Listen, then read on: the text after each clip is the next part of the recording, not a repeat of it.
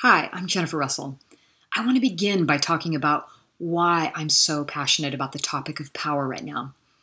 We've all seen models of power that have been incredibly damaging, right? Most of us have it that being powerful isn't safe.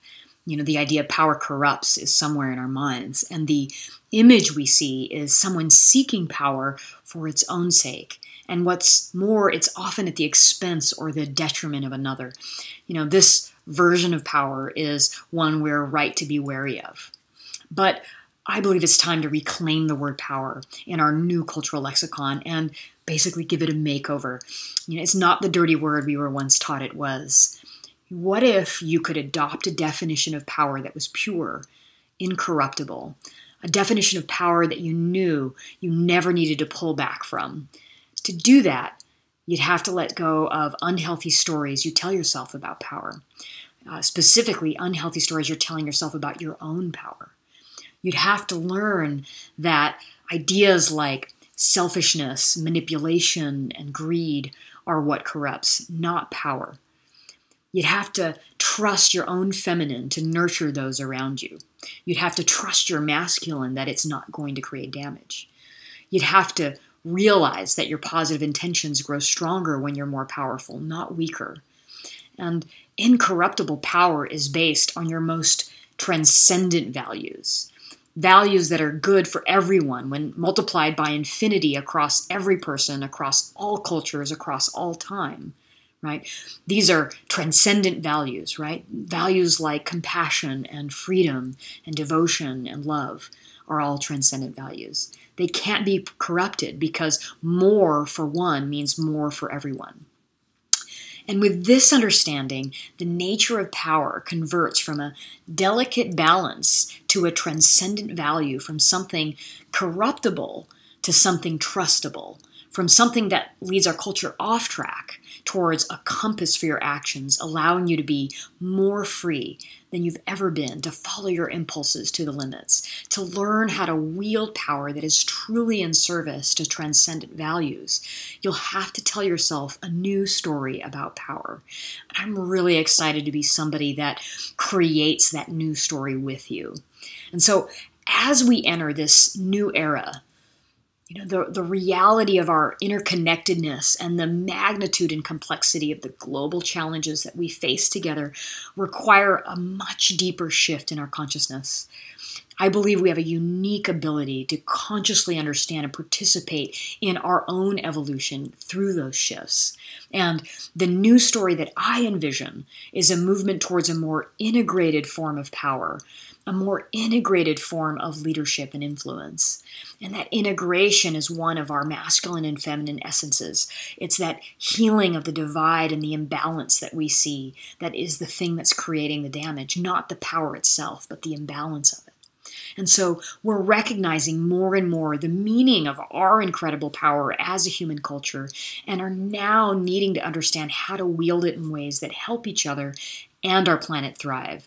And so what I know is that you are incredibly powerful as a human being. One that's quite literally creating the universe that you exist inside of. And I want you and all of us to shape that universe into something that we as a species are proud of, that is commensurate with our true potential. And I believe it begins with burning our ivory towers, putting away our resignation and cynicism, and acknowledging the power that's inside all of us when doing the work to uncover what is standing in our way to cause us to leak the power that so many of us feel less and less able to create the world we see in our dreams. And so I want us to live in the world of our dreams. I want you as the dreamer to know it's within your grasp to be realizing that world that you're dreaming of. And this short course is a beginning step of reclaiming that power, a step on a journey to remove what's in our way so we all get to see the world that you're dreaming of materialized here and now. So over the course of the next couple days, I'll be talking with you about 4 of the ways to reclaim your power, 4 of many that I go into in my other programs, but we'll talk and zero in on these 4. And we'll be looking together at the unconscious patterns that have you leaking your power so that together we can help shift that so that you can reclaim some of that energy that you're leaving on the table. So let's engage in a dialogue about this in our life right now. I'd love it if you'd enter the conversation with a comment underneath each of the videos as we go through this journey, as you reflect on ways that you might be noticing that you're leaking your power, things you've learned while being deep in this consideration with me over these coming days. I'd love to hear more from you and have that shared with the rest of the tribe. So fulfill your sacred obligation and fulfill on the possibility of who you can become when you are your most powerful. Leave every room you enter permanently changed, marked by your belief and your aesthetic for the world. Let every room you enter change you, opening your channel to wider self-expression. And so let's dive in and begin. When we want to be more powerful or influential in our lives to do the great work that we're here to do, I think that we tend to imagine that we need to gain more power from somewhere else and draw it up within us so that we can use it. But what I've noticed is that actually you're already more than enough powerful to create exactly the life you want. It's just that you're leaking your power through what I've noticed to be several dozen unconscious self-defeating patterns. And the costliest leaks are the ones that you likely don't even know are there. So if you are wanting to be successful and you are leaking your power, you're basically leaking your power to the idea of failure.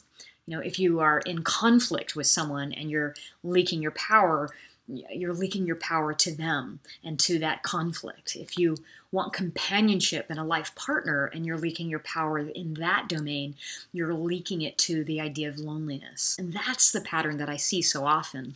And so in this video, I'm going to show you how to stop doing that and to really reclaim your power so that you can use it to create the experiences and the results that you most prefer. One of the most common ways many of us tend to leak our power is through judging and complaining and criticizing.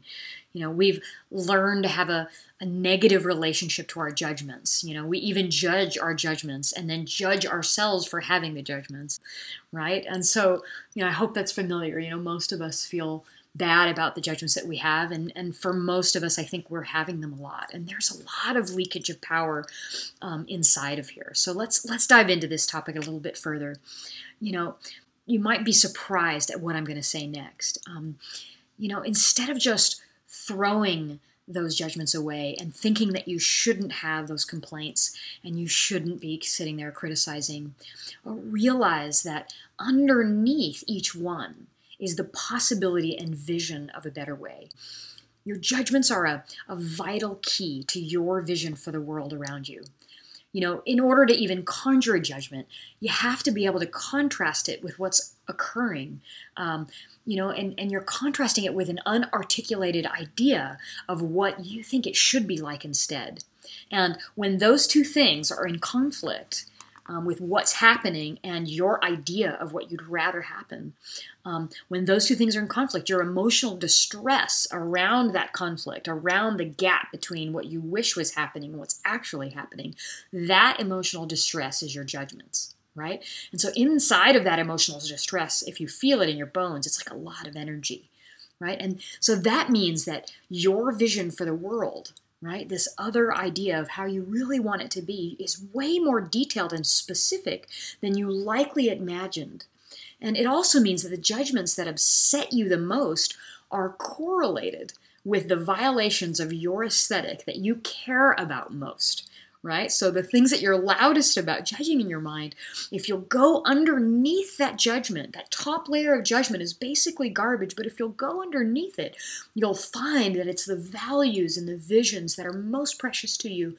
They'll give you a map to what you'd like to be different and a sense of your priorities for which changes for you are most urgent.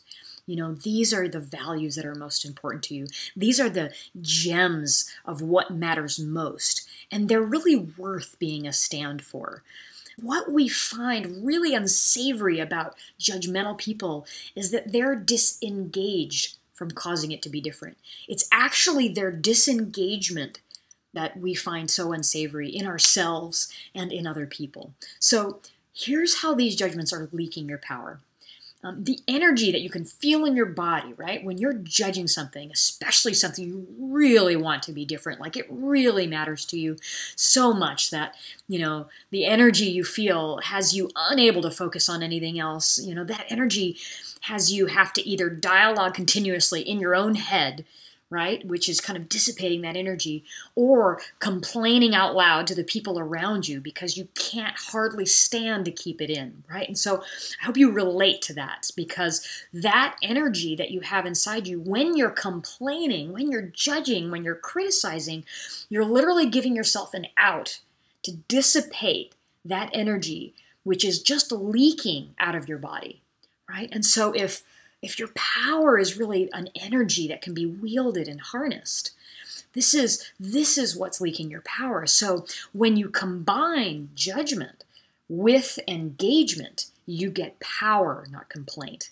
I want to say that again. When you combine judgment with engagement, you get power, not complaint.